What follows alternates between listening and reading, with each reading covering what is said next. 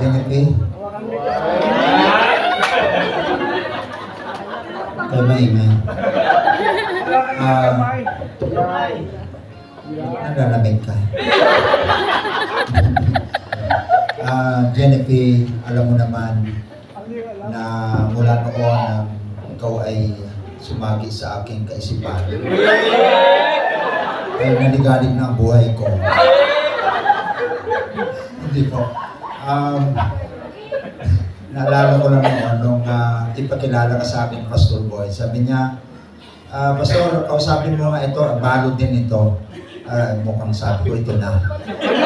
Ito naman. So ito lang tandaan mo, hanggat may itim ang buhok ko, mamahalin kita.